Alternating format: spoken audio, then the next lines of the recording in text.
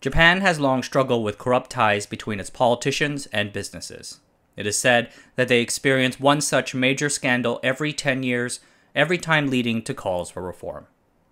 At the end of the 1980s, Japan experienced one of their most serious such scandals, the recruit scandal. It touched all of Japan's political, economic, and social elites.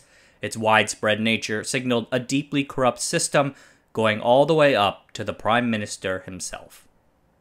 In this video, we look at one of Japan's biggest political scandals. But first, I want to talk a little bit about the Asianometry newsletter. It might not be as industry-specific as some of the other newsletters out there, but I try to make it fun, interesting, and accessible. The sign-up link is in the video description below. I try to put one out every week, maybe two. Alright, back to the show. As I mentioned, major political scandals are a recurring story in Japan. In 1955, 71 people, including several powerful members of the ruling Liberal Democratic Party, or LDP, were arrested when it was discovered that they had received payments from shipbuilding companies. And then in 1976, there was the massive Lockheed scandal. The Americans uncovered evidence that Lockheed, Northrop, and other arms companies had built up a corruption network over the span of 10+ years. This network paid bribes to foreign officials in 15 countries, including Japan. It was revealed that Lockheed had paid then Prime Minister Tanaka and other leading politicians $2 million so that All Nippon Airways should buy 21 of their L-1011 TriStar jets. Tanaka was later arrested and charged. These scandals had all been serious, but few would garner as much fury as the recruit scandal. On the outside, Recruit Group seemed like an admirable rags to riches corporate success. However, the situation was a bit more nuanced than that.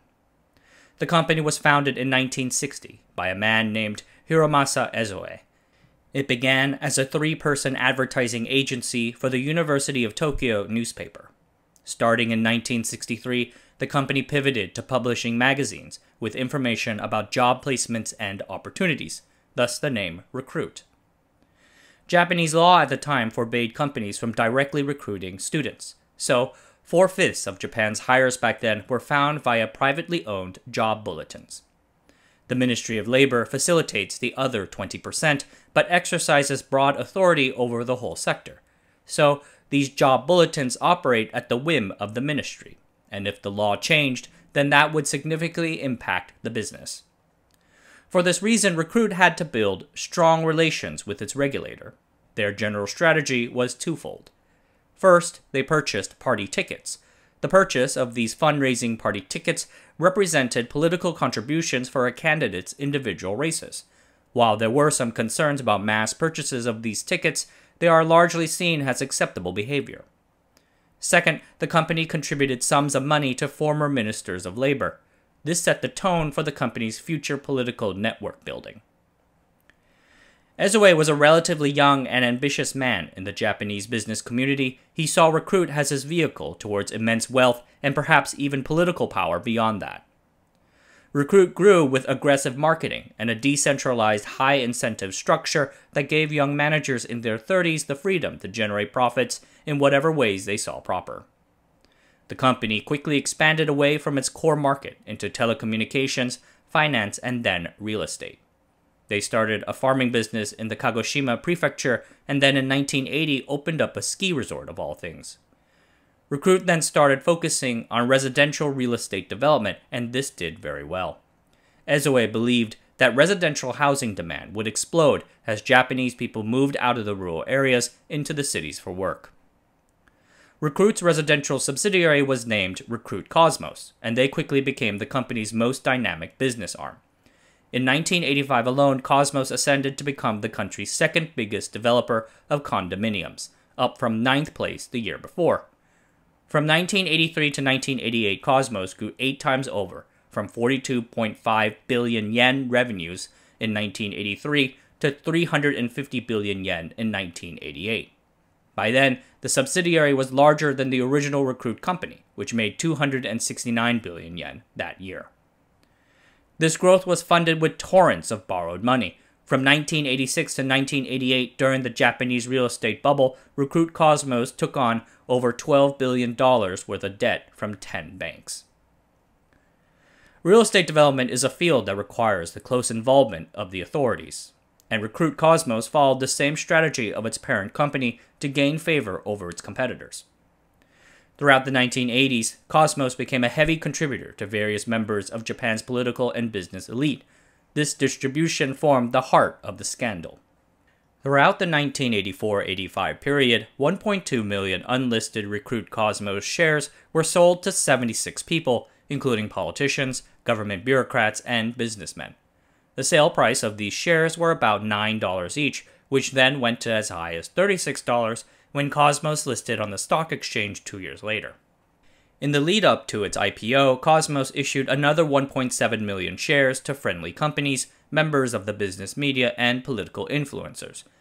The company even issued cheap loans through its financial subsidiary to make the shares even easier to purchase. In total, over 100 individuals received shares. This included Noboru Takeshita, the prime minister at the time when the scandal finally broke. When the real estate subsidiary went public, most of the buyers quickly offloaded their positions. The original 76 buyers netted about $8 million profit, or about $21.3 million in 2022 dollars. The stock handout was carefully targeted. First, it was done in a way that gave the senior politicians air cover. For instance, it was not Takeshita who bought the stocks, but his aides. In a future hearing, Ezoe would say, "It embarrasses me to think how indiscriminately I gave them out." But the distributions reflected careful consideration and intimate knowledge of Japan's political landscape across all parties. The more influential the figure was, the more shares I got. The former Vice Minister of Education got 3,000 shares, while the more powerful former Deputy Minister got 10,000. A former Prime Minister got just 2,000 shares, while the PM at the time, Nakasone, got 25 to 29,000 shares. In return, Recruit received sizable benefits in his real estate and education businesses. For instance, 7,000 shares to the Minister of Agriculture and Forestry in return for releasing a forest from the protected woodlands list.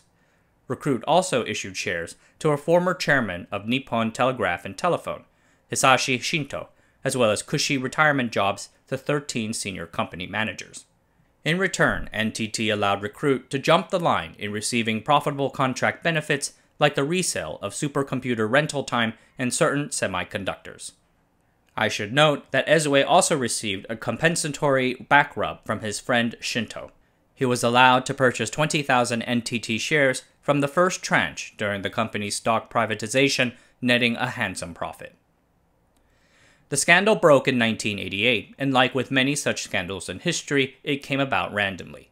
In June 1988, some reporters for the Asahi Shimbun, a newspaper, working out of a small district office in Kawasaki City, discovered a small story. The deputy mayor of Kawasaki issued a special permit for Recruit to build a 20-story building on prime land near the Kawasaki Techtopia area. In return, the mayor got about 100 million yen in stock. The senior editors of the Asahi Shimbun, which actually holds a reputation for being relatively critical of the government, killed the story. They then took great efforts to warn off their own reporters from digging further. They correctly smelled real trouble, and who wants that, right? Well, the Japanese Communist Party sure does. Their primary news organ, Shimbun Akahata, literally meaning newspaper red flag, has long been a bit of a troublemaker, and they caught wind of the story. So, in July 1988, the Akahata published the names of the 76 elites who received Recruit Cosmos shares. The next day, one of the named stock recipients, the president of Japan's Wall Street Journal, resigned from his position. Soon after, 2 other recipients, members of the business media and classmates of Ezoe, resigned too. Opposition party members started calling for investigations, and here Cosmos erred in trying to cover up the damage. If you want to bribe someone to shut up, make sure that no one sees you doing it. In August 1988, Hiroshi Matsubara, a senior director of Cosmos, visited the home of an opposition party leader, Yanosuke Narasaki. There, Matsubara offered Narasaki 5 and then 10 million yen, packed up in a box of chocolates, to quietly stop talking about the Recruit matter. This interaction was secretly filmed and then publicly broadcast by the National News Service NHK a month later. Matsubara was arrested and sent to jail for bribery. The scandal had already been spawning headlines for a while, but around then it really started picking up steam. When news came out, observers were surprised that Recruit stock sales had been so extensive, even touching the bureaucracy and NTT. The bureaucrats had, up until now, been very highly regarded as selfless managers of the Japanese economy, and NTT then was worth $250 billion, perhaps the most valuable company in the world at the time. Despite this, however, ultimately the Recruit scandal shouldn't have been a big thing, but it just happened to come about at the wrong time. In late 1988, the LDP decided that they needed to address Japan's then burgeoning public debt. Once at 4% of GNP in 1970, it had swollen to 40% in 1988. The Japanese government budget was now growing at a very high rate, especially when it came to foreign aid and defense. So to pay for all this, the LDP proposed a new 3% consumption tax, which would come into effect in April of the next year and be very unpopular. The process to pass the law was long and drawn out. The opposition boycotted the Diet and impeded voting on the tax bill unless the PM and the LDP answered for their role in the Recruit scandal. The LDP had a legislative majority, but could not force the bill through without inflaming public opinion yet further, so they and the opposition went back and forth for what seemed like forever. The final deal was a vote in exchange for a special prosecutor team to investigate and 3 witnesses summoned to testify.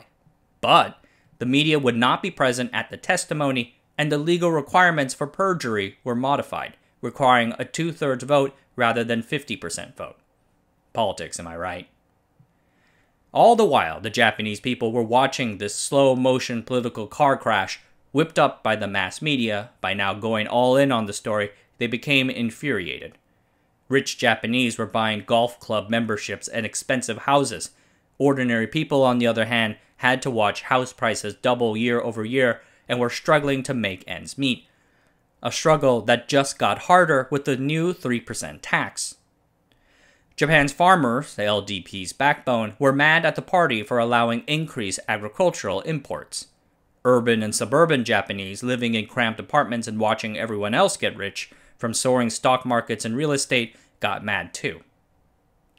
It is important to note that Recruit sold shares to members of the opposition parties as well, but the LDP had been in charge since 1955, so they took the brunt of the public's anger. As I mentioned earlier, the political deal to pass the consumption tax allowed for the appointment of an autonomous team led by a special prosecutor. For that role, they chose Yusuke Yoshinaga. A decade prior, Yoshinaga had led the team prosecuting the Lockheed scandal. Receiving little help from the police, Yoshinaga fought off a huge media frenzy and malicious rumors about his character. He was very competent and cleaner than ultra-pure water rated for the 7nm process node. To secure confessions, he arrested and interrogated lower-ranked figures in the scandal and worked his way up.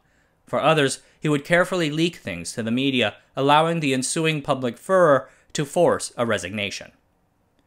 The first guy to break was the Minister of Finance Kiichi Miyazawa, who received 10,000 shares. Miyazawa idiotically received the shares in his own name. Then, it was the NTT chairman Shinto, who received shares through an assistant, but then transferred some of his profits into his personal accounts, damning him. Shinto and an aide were arrested in March 1989. Shinto's career had been long and distinguished. His work for NTT was a mighty achievement. It transitioned the company from a slow-footed state-owned enterprise to an actual company with things like competitive bidding on its contracts, cutting costs on procured items like fax machines by almost half. Shinto helped NTT shed 50,000 jobs and become a world-beating company. Its privatization share sale to the public would net the Japanese government billions of dollars, but that legacy will be tainted by his involvement in this scandal. Resignations from 20-plus government officials, including 3 cabinet ministers, would follow, slowly drip by drip, like a poison. Throughout 1989, Prime Minister Takeshita saw his approval ratings decline, first diving below 30%, and then 20%, and then reaching finally a stunning 3.9% by mid-April 1989. To be fair, this brutal decline probably more had to do with the profoundly unpopular consumption tax, which finally took effect in April. But the recruit scandal lingered like the stench of a dead woodchuck under the porch. Suddenly, the LDP started losing elections in areas previously considered to be safe. First a seat in Fukuoka in February, then another in Chiba, and then Miyagi. Dissents started rumbling inside the party, demanding Takeshita's resignation and subsequent political reform, first from moderate Diet members, and then from a coalition of governors and mayors. And then finally, the businesses spoke up. In April, the chairman of Keizai Doyokai, an association of executives, called for the PM's resignation.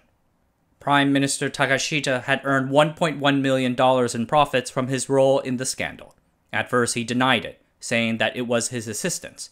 Then he backtracked and admitted guilt, and in late April, Takeshita resigned his post and dissolved his government. The next day, Takeshita's close friend and senior aide for 30 years, Ihei Aoki, committed suicide. Aoki had negotiated the recruit loans on Takeshita's behalf. The LDP bumbled for over a month trying to find a successor. They found one in Sosuke Uno, nicknamed inside the party as Mr. Clean, at least until his mistress started talking to the media, leaving him to resign just 2 months later.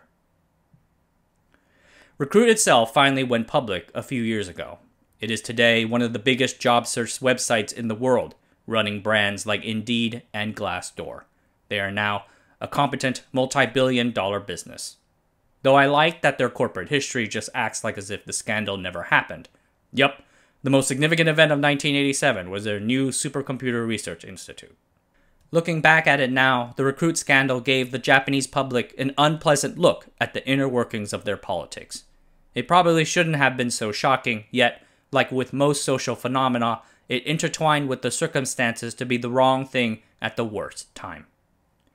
Notable political scandals followed in 1991, 1993, 1993 again, 1997, 1998, and so on. None were too serious, and the LDP remains the governing party today, much like it has mostly been since 1955. Alright everyone, that's it for tonight. Thanks for watching. Subscribe to the channel, sign up for the newsletter, and I'll see you guys next time.